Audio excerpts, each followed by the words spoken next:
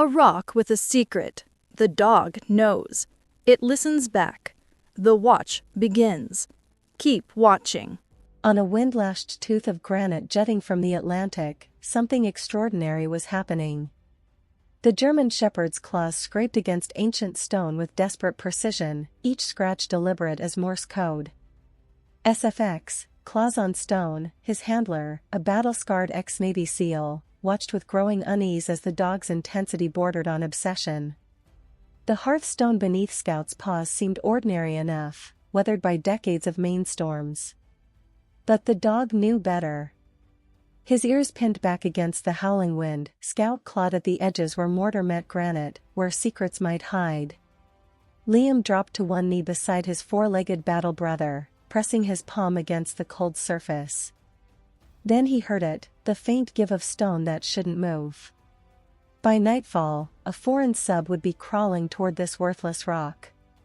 And the only things standing in its way were a man, a dog, and 6 words, the silent watch. Keep watching. What's under this hearth changes everything. What would you do if a dog tried to tear up your hearth? Tell me in the comments, then watch what he found. His grandfather Julian's final message, cryptic as a ghost's whisper. Whatever lay beneath this forgotten room wouldn't reveal itself to men who demanded answers with raised voices. It would respond only to those who understood the value of patience, of listening, of the silent watch that true guardians keep. The mahogany-paneled law office felt like a mausoleum as the will was read, dividing a family with surgical precision. Evan, the golden son, inherited the fortune, stocks, bonds, the Manhattan penthouse. But Liam, the black sheep who'd traded college for combat boots, received something different, see Wolf Ledge and everything upon it, plus custody of a German shepherd named Scout. The codicil landed with the weight of a final salute. Julian had chosen Liam specifically because he understands the value of a silent watch. Those words stung Evan's pride like salt in an open wound. Money could be counted, but respect, that was priceless. He left me a rock, a dog, and 6 words that felt like orders. The drive north to Port Clyde stretched through autumn-bare forests, each mile carrying Liam further from the chaos that had consumed him since leaving the teams. At the harbor, weathered lobsterman Jed handed over Scout's leash with reverent care. The dog didn't bark or wag, instead, he fixed Liam with the measured gaze of one sentinel acknowledging another. Jed, Julian trained him different. He doesn't bark. He decides. Sea Wolf Ledge rose from the Atlantic like a bleached fung, crowned by a simple shack that clung to the granite with stubborn determination. Inside, the furnishings were Spartan as a monk's cell, a cot, a wood stove, basic supplies.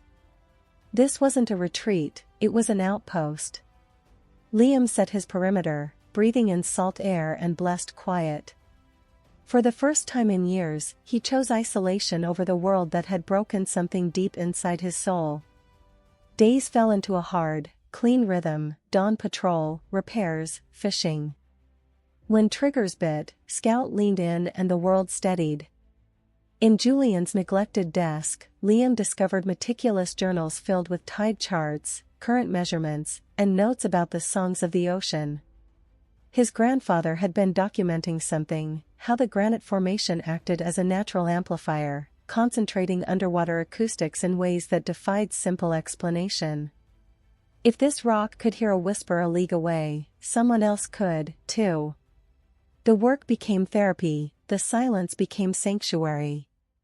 Curiosity hardened into something deeper, duty, perhaps, or simply the need to understand why Scout watched the sea with such unwavering focus.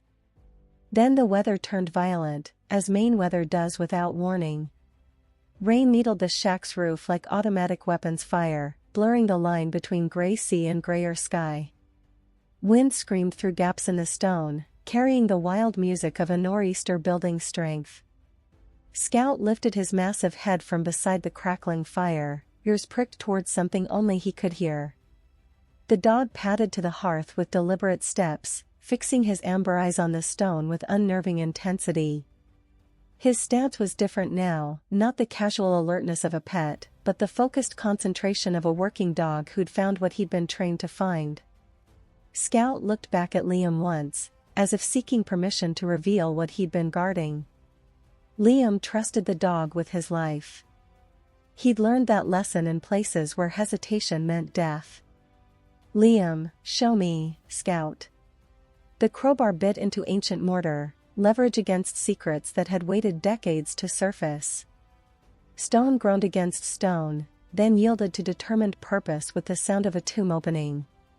SFX, metal scrape, slab groan. Inside the hidden cache, wrapped in oilcloth and sealed against time, lay Julian's true legacy. A leather journal, its pages filled with technical diagrams and careful explanations. Beside it, a brass object that looked like no key Liam had ever seen, machined with impossible precision, its surface cut with grooves that seemed to follow some mathematical pattern beyond simple function. The journal was equal parts confession and blueprint. Julian had been more than a simple lighthouse keeper, he'd been an acoustic engineer for SOSUS, the Navy's underwater listening network. But where others saw weapons, Julian saw guardianship.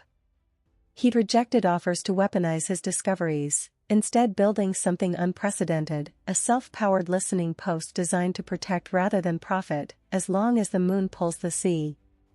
The final entry contained a cipher that read like a mission briefing: spring-tide at dog watch, follow the Kraken's arms to the trident, twist the key. The tide was the mission clock. At the lowest spring tide in months, kelp beds emerged like dark tentacles pointing toward the sheer cliff face. Scout nosed through weed-draped stone until his snout found what eyes couldn't see, a circle of metal hidden beneath decades of marine growth, coin-sized and perfectly machined. The brass key fit like destiny. Tumblers clicked with mechanical precision, and granite withdrew like a bank vault door, revealing a square tunnel that breathed cold and dry air from some impossible depth. SFX, deep granite grind, mechanism rumble, naval engineering at its finest, built to last beyond the lifetime of its creator. SFX, wheel spin, pressure hiss. The chamber woke. Tidal generators hummed. Panels went green. The sea powered its own heartbeat. SFX, turbines hum, systems boot beeps, the curved display bloomed with impossible beauty, sound transformed into living light. SFX, sonar ping, low ocean bed hum, ships appeared as deep purple signatures, dolphins danced in electric blue, and beneath it all, the Earth's slow green pulse. Listening is a weapon when you know how to aim it. A polished brass plaque mounted beside the controls carried Julian's final order: use it to protect, not to profit. The watch is now yours. Protect, not profit. Scout settled beside the command chair like he'd been born for this moment, amber eyes reflecting the sonar display's glow. Except someone else was already coming. But family secrets, like buried treasure, rarely stay hidden forever. In his Manhattan office, Evan followed paper trails that led to a worthless piece of Maine granite. He arrived at Sea Wolf Ledge with hired muscle just as another nor'easter gathered strength on the horizon, bringing violence disguised as weather. Evan's threats came with the storm: talk of sales to foreign buyers, of profit margins and wasted potential. Evan, open the door or I'll buy the rock and bury you under it.